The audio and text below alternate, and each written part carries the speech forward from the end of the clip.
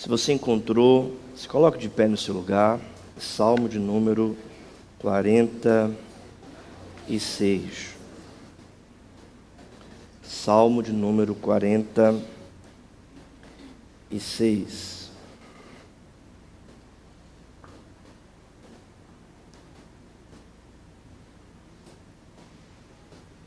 Todos encontraram? Vamos ler a palavra de Deus. Atente para a leitura das Escrituras.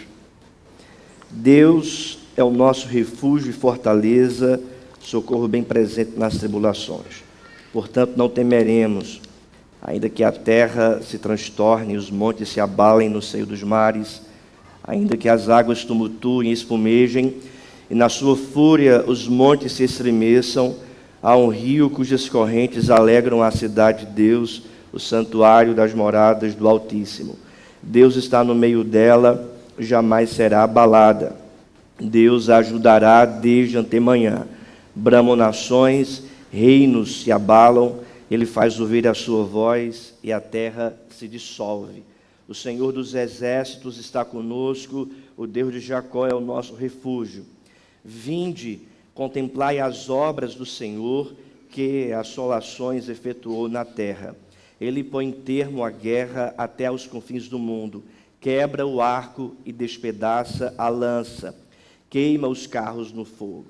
Aquietai-vos e sabei que eu sou Deus, sou exaltado entre as nações, sou exaltado na terra. O Senhor dos exércitos está conosco, o Deus de Jacó é o nosso refúgio. Vamos orar? Pai querido, nós lemos a Tua santa palavra. Te pedimos nesse momento, Deus, tem misericórdia de nós. E vem, Deus, com a Tua palavra como martelo, martelar em nossa alma, em nosso coração, colocando na nossa vida a Tua verdade, a Tua vontade. Fala conosco, pois nós necessitamos, Deus, ouvir a Tua voz. Assim nós te pedimos em nome do Senhor Jesus. Amém. Podem sentar, irmãos.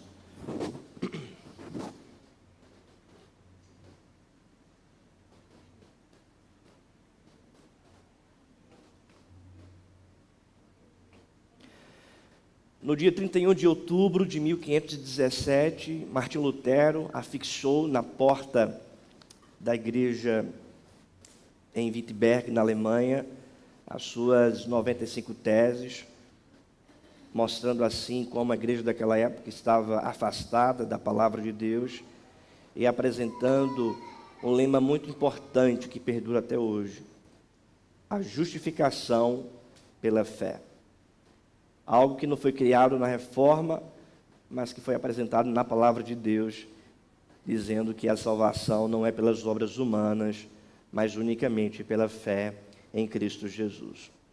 A partir disso, começou uma grande perseguição contra Lutero, para tentar abafar a reforma, essa tentativa de reformar a igreja da época, ou de, no mínimo, levar o povo de Deus, a remanescente fiel, a retornar à palavra de Deus, mostrando e vivendo a verdade de que o pecador é salvo não pelas obras humanas, mas unicamente pela fé em Cristo Jesus. Nesse tempo, então, mais adiante, Lutero foi convocado para uma reunião em Worms, na cidade de Worms, onde ele ali iria defender a verdade da justificação pela fé. Entretanto, irmãos, naquela reunião e naquela situação, naquele concílio que foi chamado de a Dieta de Worms, estava ali tudo preparado para condenar Lutero e colocar Lutero na foga e ser queimado e ser morto. Lutero passou por essas tribulações. Na vida também nós passamos por tribulações. E o texto que nós acabamos de ler, irmãos, trata sobre uma tribulação que o povo de Deus estava sofrendo na época onde o rei Senaqueribe, rei da Síria, já havia destruído grande parte de Israel e estava descendo para a cidade de Jerusalém para destruir a cidade de Jerusalém. De acordo com os estudiosos, historiadores do texto, eles afirmam que esse texto, esse salmo, essa poesia, ela foi composta justamente no momento onde o rei Senaqueribe, rei da Síria, com seus exércitos, eles cercaram a cidade de Jerusalém, com o povo de Deus ali dentro daquela cidade, ameaçando o povo, zombando do povo, dizendo que o povo seria destruído. Em meio a esse temor, a essa tribulação, então os filhos de Corá escrevem esse salmo, expressando a sua confiança em Deus, mesmo em tempos de tribulações, tempos difíceis. O texto, irmãos, ele é muito interessante, porque a primeira parte do salmo, do verso 1 ao verso 3, o salmista apresenta o Deus que se revela naquela tribulação ali, diante das montanhas, diante do monte onde Jerusalém estava sitiada. No verso 4 até o verso 7, o salmista apresenta o Deus que está no meio do seu povo, ali naquela tribulação, especificamente na cidade de Jerusalém, o Deus que está ali em Jerusalém. E do verso 8 até o verso 11, o salmista apresenta a terra inteira, o cosmo inteiro, então como Deus se revela diante do mundo inteiro. E diante da revelação de Deus, em meio a essas tribulações, o salmista expressa a sua confiança no Senhor, diante do Deus que se revela. E é sobre essa verdade, irmãos, que eu gostaria de tratar nessa manhã, o Deus que se revela nas tribulações. O Deus que se revela nas tribulações. E a primeira verdade é que Deus se revela como um abrigo seguro. Deus se revela como um abrigo seguro. Acompanhe comigo, veja o que diz o texto, o verso 1 e o verso 2. Deus é o nosso refúgio e fortaleza, socorro bem presente nas tribulações. Portanto, não temeremos, ainda que a terra se transtorne e os montes se abalem no seio dos mares. 3 juntos. Ainda que as águas tumultuem e espumejem, e na sua fúria os montes se estremeçam. O salmista, portanto, está revelando de imediato que Deus se revela como nosso refúgio e fortaleza, como um abrigo, um refúgio, fortaleza, um grande forte que vai proteger o povo diante dos ataques dos inimigos. E diante daquele ataque dos exércitos do Senaqueribe, do rei da Síria, Deus estava se revelando para o povo, dizendo: eu sou forte de vocês, eu sou esse refúgio de vocês, essa fortaleza de vocês, e nada vai acontecer com vocês. É isso que Deus está dizendo. Deus é o nosso refúgio e fortaleza, o socorro bem presente nas tribulações. Isto é, ele pode ser achado nas tribulações, ele pode ser encontrado nas tribulações. Em meio às tribulações, ele se revela como esse refúgio e como essa fortaleza. É por essa razão que o salmista diz no verso 2, portanto, não temeremos, ainda que a terra se transtorne e os montes se abalem no seio dos mares, ainda que as águas tumultuem e espumejem e na sua fúria os montes se estremeçam. Não temeremos. Não temeremos por quê? Porque Ele é refúgio, Ele é fortaleza. Ainda que a terra se transtorne. Essa expressão é muito interessante. Ainda que a terra se transtorne. Ainda que a tribulação chegue. Ainda que a adversidade venha. Ainda que falte os recursos materiais, ainda que eu seja tentado, ainda que as circunstâncias desfavoráveis cheguem, ainda que essas coisas venham sobre nós, Deus continua sendo o nosso refúgio, a nossa fortaleza.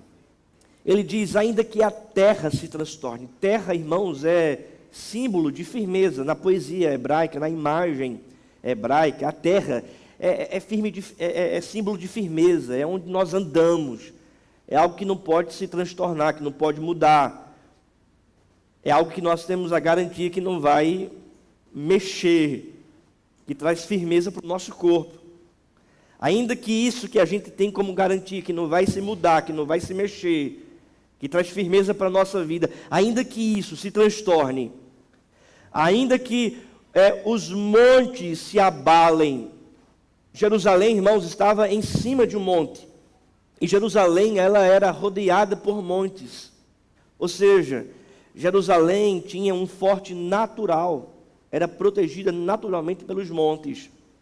Os estudiosos afirmam que quando o inimigo queria invadir Jerusalém, só existia o único caminho. Não podia ir pelo lado, por trás, por causa dos montes que cercavam a cidade. Mas só existia o único caminho, uma única rota. E isso facilitava a defesa. Então, o salmista está afirmando, ainda que os montes, aquilo que simbolizava segurança para o povo de Deus, ainda que esses montes se abalem no seio dos mares, ou seja, em uma grande tempestade, em uma grande adversidade, ainda que as águas tumultuem e espumejem na sua fúria, os montes se estremeçam. As águas é símbolo aqui de tribulação, de tempestade. Ainda que as águas tumultuem e espumejem na sua fúria, os montes se estremeçam. Ou seja, os montes, que para nós é garantia de segurança, para o povo daquela época. Ainda que esses montes se estremeçam, Deus continua sendo o refúgio e fortaleza. O que o salmista, portanto, está nos ensinando é que aquilo que a gente tem na nossa vida como símbolo de segurança, talvez a família, talvez uma casa, talvez o dinheiro, talvez o emprego, ainda que essas coisas se transtornem, ainda que essas coisas sejam abaladas, Deus continua sendo o nosso refúgio e a nossa fortaleza, de tal modo que a nossa vida deve estar firmada não nas coisas que Deus nos deu, mas unicamente no Deus provedor, porque Ele é o nosso refúgio, Ele é a nossa fortaleza. A segunda verdade, meus irmãos, é que Deus se revela como Deus presente. O versículo 4 diz, vamos ler juntos: há um rio cujas correntes alegram a cidade de Deus, o santuário das moradas do Altíssimo. Ele então apresenta a verdade de um rio. Há um rio cujas correntes alegram a cidade de Deus, o santuário das moradas do Altíssimo. Jerusalém, irmãos, tinha o templo, o santuário, que para o povo da época era símbolo da presença de Deus. Deus estava ali no templo, Deus estava no meio do seu povo, a presença de Deus estava ali com o seu povo. Mas ele começa dizendo, há um rio, e Jerusalém não tem rio. Jerusalém não tem rio. Entretanto, irmãos, no reinado de Josias, rei de Israel, ele fez uma obra em Jerusalém, fazendo com que águas chegassem por dentro da terra através do poço de Giom. Haviam canais subterrâneos que levavam água para a cidade de Jerusalém, e essas águas vinham do poço de Giom, fora da cidade de Jerusalém.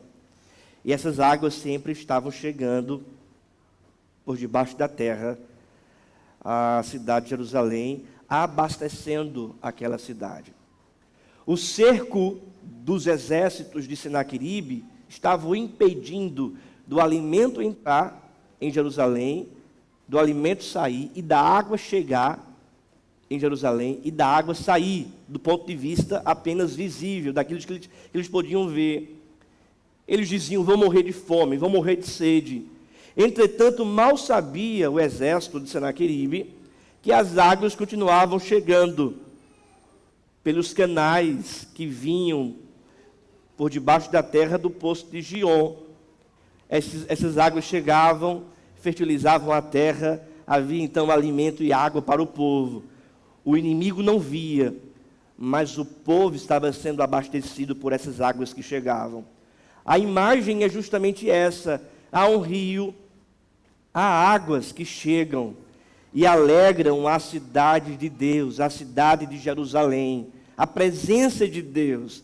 A água, o rio que chega como bênção, irmãos, é símbolo do Espírito Santo. O profeta Isaías, falando sobre o derramamento do Espírito Santo sobre a igreja, ele afirmou que Deus derramaria sobre o sedento águas sobre a terra seca, e que derramaria do seu Espírito sobre o seu povo. E nós então entendemos no livro de João que o Senhor Jesus falou que do nosso interior fluiriam rios de água viva, simbolizando então a presença de Deus na nossa vida, do Espírito Santo de Deus em nossa vida. A grande verdade, portanto, é que o Salmo 46, verso 4, que diz: "Há um rio cujas correntes alegram a cidade de Deus", está mostrando a verdade do Espírito Santo de Deus que jorra no nosso interior, nos fortalecendo, nos alegrando, satisfazendo a nossa alma, mesmo quando nós estamos passando por tribulações. Lembre, por exemplo, do apóstolo Paulo, preso em Roma, mas escreve uma carta chamada a Carta da Alegria, que é a carta dos Filipenses, e ele diz: "Aprendi a viver contente em toda e qualquer situação."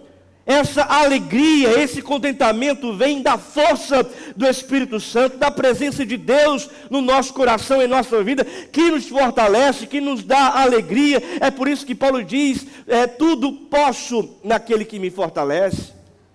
Meus irmãos, o texto, portanto, está apresentando a presença de Deus na cidade de Deus, na morada de Deus, a Jerusalém.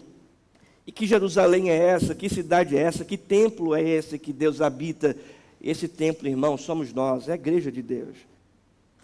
Os apóstolos afirmaram muito bem isso, que Deus não habita mais em templos feitos por mãos humanas, mas Ele habita na nossa vida.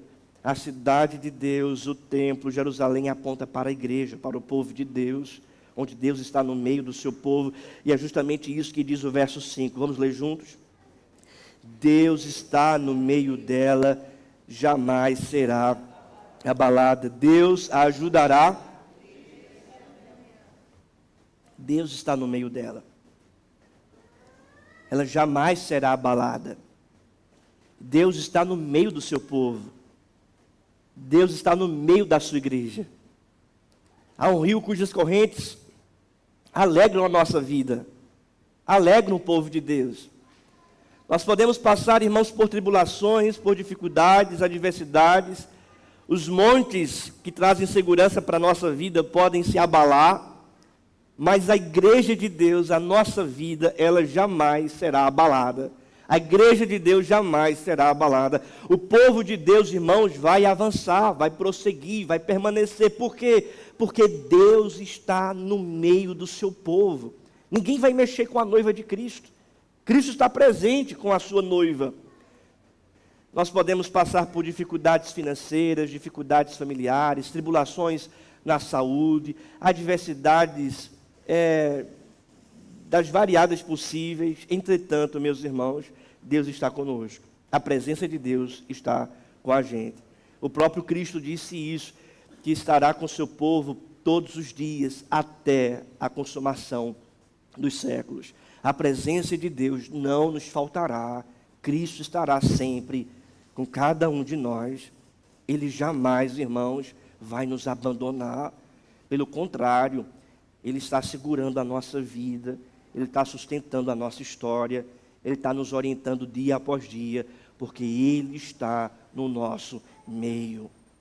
Deus se revela, portanto, através da sua presença em meio às tribulações.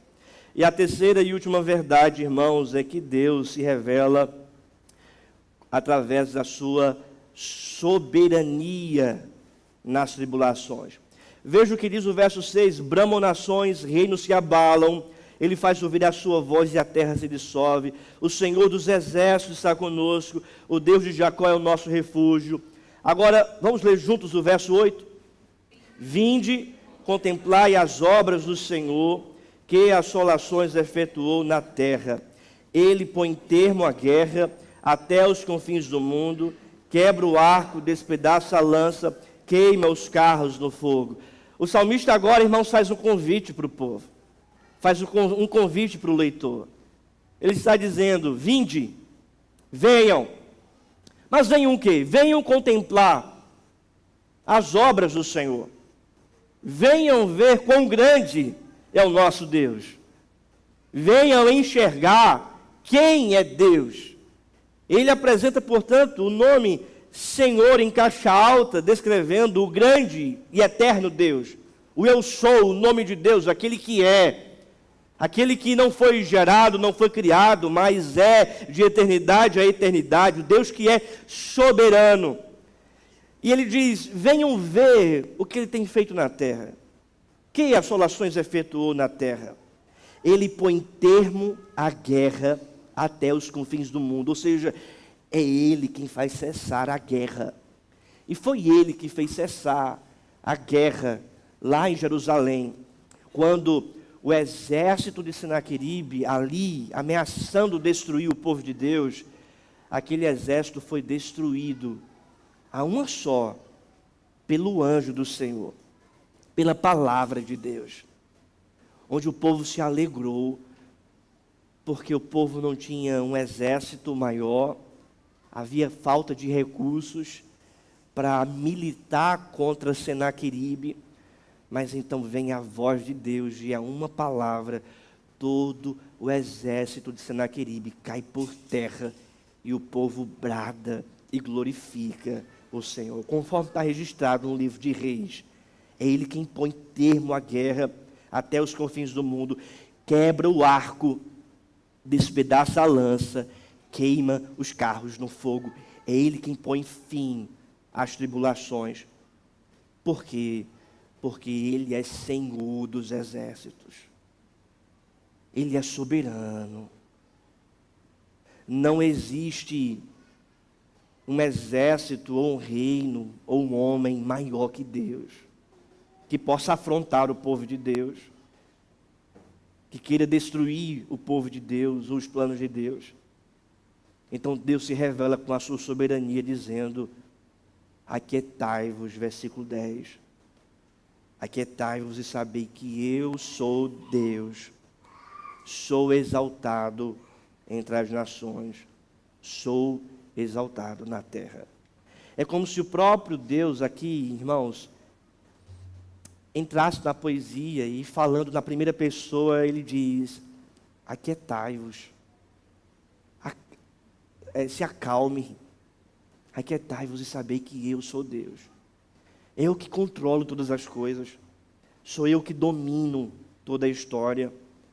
Não existe nada nesse mundo que possa abalar os meus planos, frustrar os meus decretos, mudar aquilo que eu determinei. É como se o próprio Deus estivesse falando isso. Eu sou Deus e não há outro além de mim. Sou exaltado, estou acima das nações, acima da terra. Não há nada nesse mundo, portanto, que possa ir de encontro ao meu reinado.